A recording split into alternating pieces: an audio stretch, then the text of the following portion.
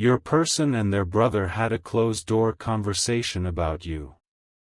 The truth finally came out. Something in that room made your person stop pretending they had everything under control. The door had barely clicked shut when their brother looked across the room and asked one question that had apparently been waiting for the right moment. What's really going on with you and them? Your person didn't answer. Not immediately. They stood near the window, arms folded, staring outside as though the right words might somehow appear in the glass. Their brother watched carefully. He had noticed the small things, the sudden silence whenever your name surfaced, the way your person became unusually protective when someone misunderstood you, and the expression that crossed their face whenever they thought nobody was paying attention. But tonight, he wasn't accepting another vague answer. You keep acting like this doesn't matter, he said quietly, but every time somebody mentions them, you become a completely different person. That sentence landed harder than expected. Your person finally turned around. And what they admitted next was only the beginning. There was a long silence before your person sat down. No dramatic speech. No rehearsed explanation.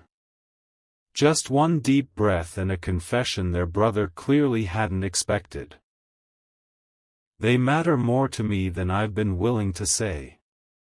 Their brother leaned forward, but your person continued before he could interrupt. They explained that what unsettled them about you wasn't something negative, it was how difficult you had become to dismiss. They had tried treating the connection casually. They had told themselves time would make everything simpler. Instead, ordinary moments kept bringing you back into their thoughts. A familiar phrase, a certain song, an empty passenger seat, even conversations where someone said something you would have understood instantly. And then came the detail that shifted the entire conversation. Your person admitted they had been holding back not because they felt too little, but because the possibility of something meaningful had made them question whether they were ready to handle it properly. Their brother's expression changed. He had entered that room expecting to challenge them. Now he was beginning to understand them. But stay close, because he still hadn't asked the question that would finally expose the truth they had been avoiding. Their brother stood and walked slowly toward the other side of the room. Then he turned around and said, "If they disappeared from your life tomorrow, would you be relieved, or would you regret never telling them?" Your person froze. The room suddenly felt smaller. Their eyes dropped toward the floor, and for several seconds, they said absolutely nothing. That silence answered more than any speech could. Their brother noticed it too. "That's what I thought," he said. Your person looked up, and this time there was no careful mask left. They admitted that losing the possibility of you frightened them more than finally being honest. They admitted they had replayed conversations, wondered what you truly felt, and imagined what might happen if both of you stopped protecting yourselves long enough to speak openly. But their brother wasn't finished.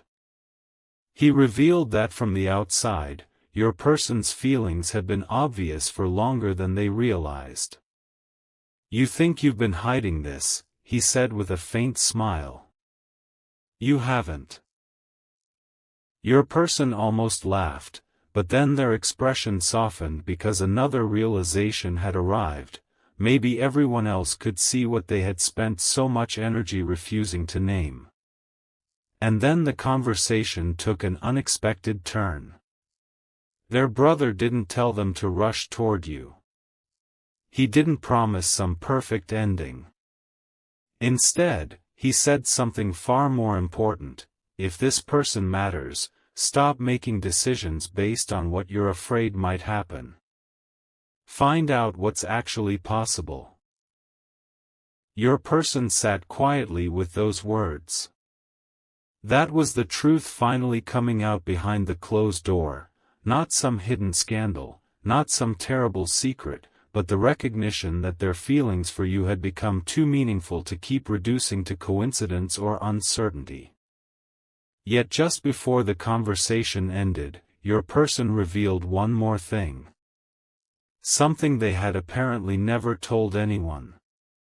Their brother's eyebrows lifted. The mood in the room shifted again. Because your person wasn't only thinking about how they felt about you. They had already been considering a specific next step, and the reason they hadn't taken it yet had everything to do with one question they desperately wanted answered about you. The question your person had been carrying was far more vulnerable than their brother expected. What if they don't see me the way I see them? The words came out quietly, almost reluctantly, and suddenly the entire closed-door conversation made sense. Your person wasn't struggling to understand their own feelings anymore.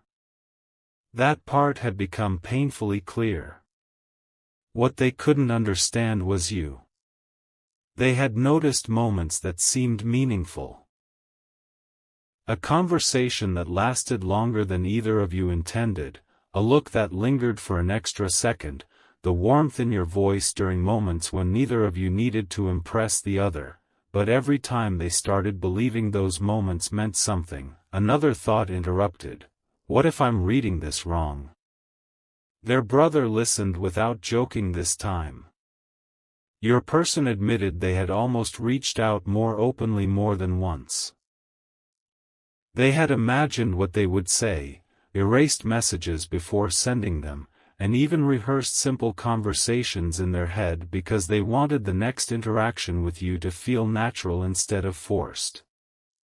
Then their brother asked, "So what exactly are you waiting for?" Your person stared at him.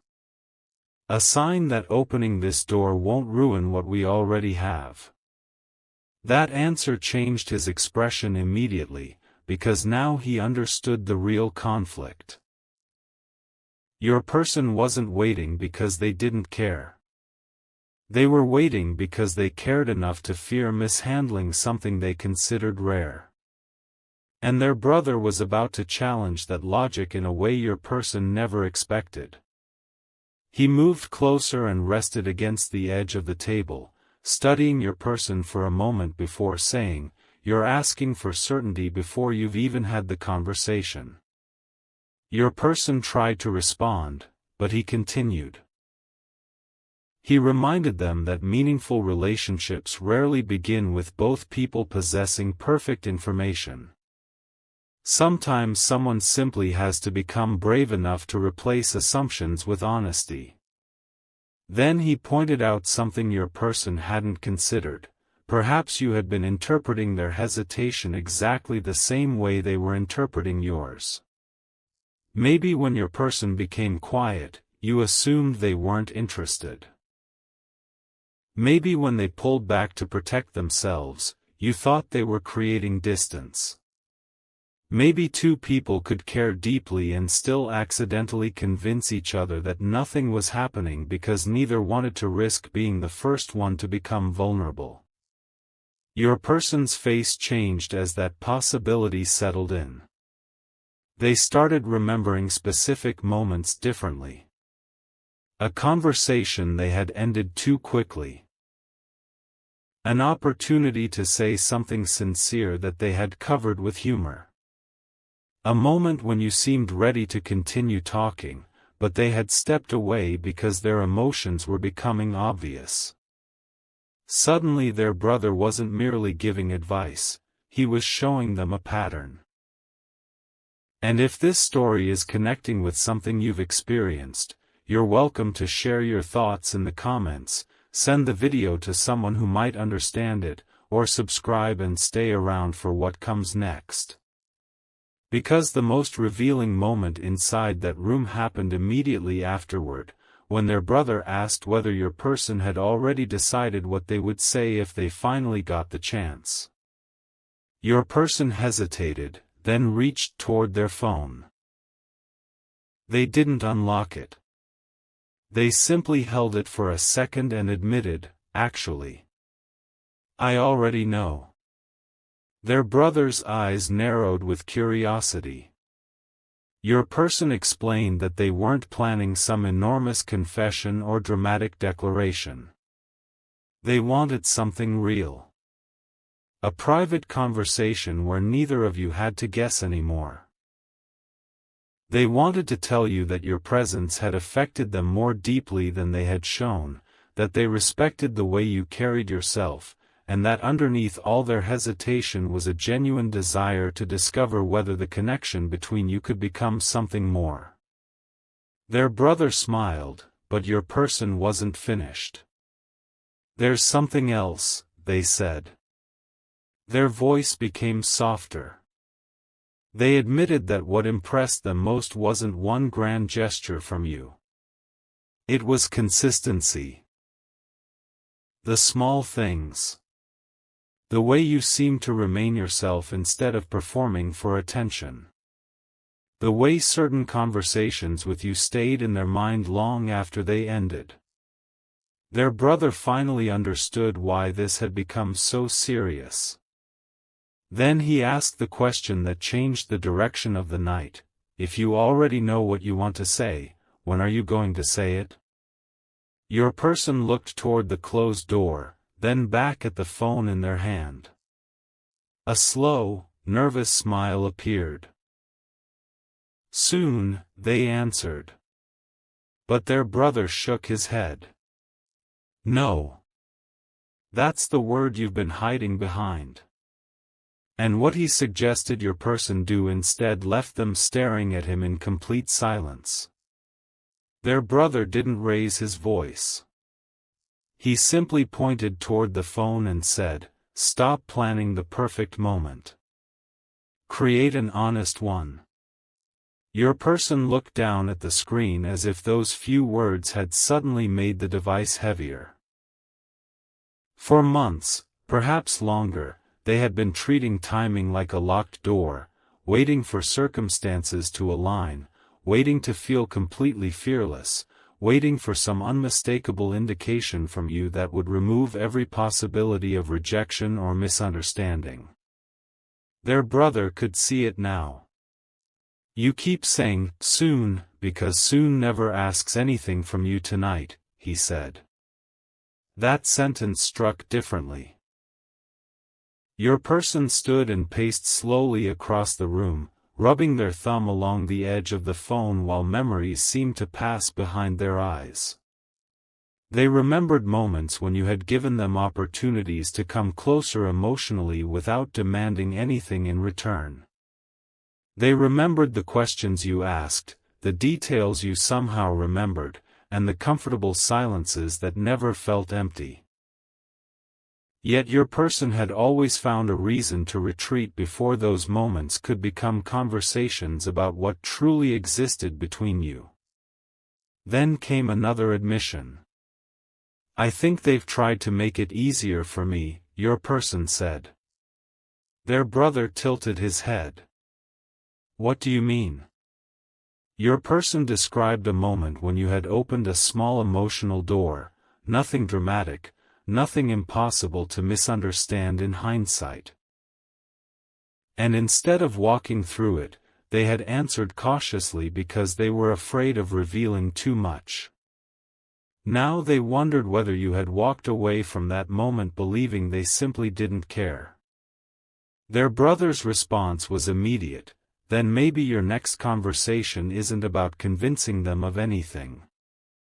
Maybe it's about correcting what your silence accidentally communicated." Your person stopped pacing.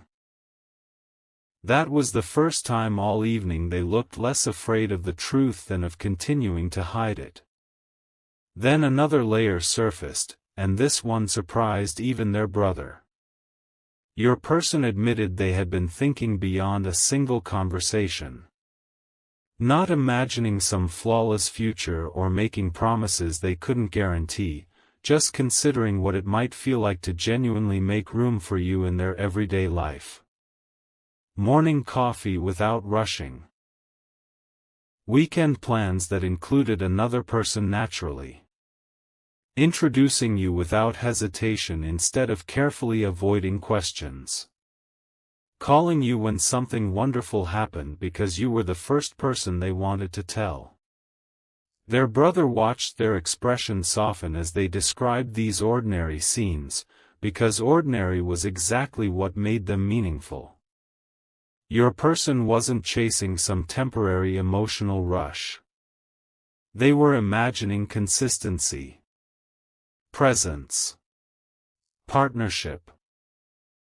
That's why this scares me, they finally admitted. Because I'm not curious about them for 5 minutes. I can actually picture them being part of my life. Their brother smiled slightly and asked, "And you think pretending you don't feel that will make it disappear?" Your person laughed under their breath, but there was no real argument left. Something had shifted behind that closed door. The conversation was no longer about whether your person had feelings for you. That question had already been answered. Now it was about whether they would finally behave in a way that matched those feelings. But there was still one obstacle their brother hadn't understood, and when your person revealed it, his smile faded into concentration. "There's a reason I haven't reached out the way I wanted to," your person said. "I'm not only afraid they'll say no. I'm afraid they'll ask me why I waited this long." That confession changed everything because it exposed the regret underneath the hesitation. Your person worried that you had already noticed every missed opportunity. They wondered whether you remembered the times they became distant exactly when closeness seemed possible. They worried you might interpret their sudden honesty as convenience instead of something that had taken them a long time to understand. Their brother listened carefully, then gave an answer your person clearly needed to hear. "Then don't pretend you handled everything perfectly. Tell them the truth about that too." The room became still again. Your person looked toward him, and he continued. "If they had been confused, admit it. If they had been scared of moving too quickly, say so. If they had accidentally created distance, acknowledge it without turning the conversation into an excuse. Most importantly, give you space to have your own feelings instead of arriving with a predetermined ending." Your person slowly nodded. For the first time that evening, the next step seemed simple, not easy, but simple. They unlocked their phone. Your name appeared on the screen. Their thumb hovered there while their brother remained completely silent, understanding that whatever happened next belonged to your person alone. For several seconds, nothing moved. Then your person began typing. One sentence appeared. They erased it. Another appeared. They erased that too. Finally, they smiled, typed something much shorter, and stared at it. Their brother glanced over and immediately understood why. This wasn't the confession yet. It was an invitation to the conversation that could finally make one possible. But just before your person touched send, their brother noticed one detail on the screen, and asked a question that made your person pull their hand away. One tiny detail stopped the message from being sent, and it wasn't what your person expected. Their brother leaned closer, looked at the screen, and quietly asked, "Are you sending this because you're finally ready to hear their truth, or because you're hoping they'll immediately confirm yours?" Your person's thumb froze above the button. The message itself was simple, an invitation to talk, nothing dramatic, nothing designed to pressure you. But his question reached beneath the words. Your person slowly lowered the phone and admitted that somewhere inside, they had already imagined your response. They had pictured you answering warmly. They had imagined the conversation unfolding exactly the way they hoped. They had even pictured the relief they would feel when all those months of uncertainty finally disappeared. Their brother nodded and said, "Then remember something before you do this.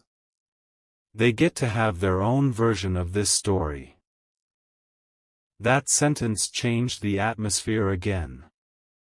Your person realized that genuine honesty wasn't about delivering a perfect confession and receiving the perfect answer. It meant opening a door without controlling who walked through it or how quickly. They needed to tell you what was true while giving you enough emotional room to tell them what was true for you. And suddenly your person's nervousness looked different. It wasn't panic anymore. It was respect for the importance of the moment. They rewrote the message one final time, removing anything that sounded rehearsed, and when their brother read the new version, he smiled. "That sounds like you," he said. Your person looked at your name on the screen again. This time, their hand didn't shake. But before they sent anything, they revealed why tonight, of all nights, had finally pushed them toward this decision. Earlier that day, your person had experienced an ordinary moment that somehow made everything impossible to ignore. Someone had casually asked them what they wanted their life to look like a year from now. It wasn't even a conversation about romance. Yet while everyone else talked about work, travel, plans, and goals, your person's mind unexpectedly went to you. Not to some imaginary perfect ending, but to the possibility that 12 months could pass while both of you remained exactly where you were, wondering, interpreting, waiting. That possibility bothered them more than any uncertain conversation ever could. "I realized I could handle an honest answer," they told their brother. "What I don't want is to look back and realize I never asked the honest question." Their brother's face softened because that was the sentence he had been waiting for all night. Your person was no longer trying to guarantee an outcome. They were choosing clarity over endless speculation. And if you've ever watched two people lose valuable time because neither knew what the other was thinking, you already understand why this moment matters. If you're enjoying this story, you can leave your perspective in the comments, share it with someone who might relate, and subscribe if you'd like to stay connected to stories like this. Because right after that, your person finally pressed send. The message left the screen. No dramatic music existed in that real room. No instant answer appeared. There was only the quiet hum of the house, the glow of the phone, and two brothers staring at each other while your person whispered, almost laughing at themselves, "Well, now it's real." But the closed-door conversation still wasn't finished. Their brother sat beside them and asked what your person would say if you agreed to meet. This time, the answer came without hesitation. "I'd tell them I should have been clearer." They wanted you to know that their distance had never meant indifference. They wanted to explain that some of the moments you may have interpreted as uncertainty were actually moments when their feelings had become strongest and they hadn't known how to express them naturally. They wanted to apologize for any mixed signals without asking you to erase your experience of them. And then your person said something that made their brother completely quiet. "I don't want them to choose me because of some emotional speech. I want them to know me clearly enough to decide for themselves." That was the deepest truth to emerge all night. Your person wasn't looking for a shortcut into your heart. They wanted the chance to show up honestly and discover whether both of you were standing in the same emotional place. Their brother nodded slowly, almost proudly, and the tension finally began leaving the room. Then the phone lit up. Your person looked down. Their expression shone.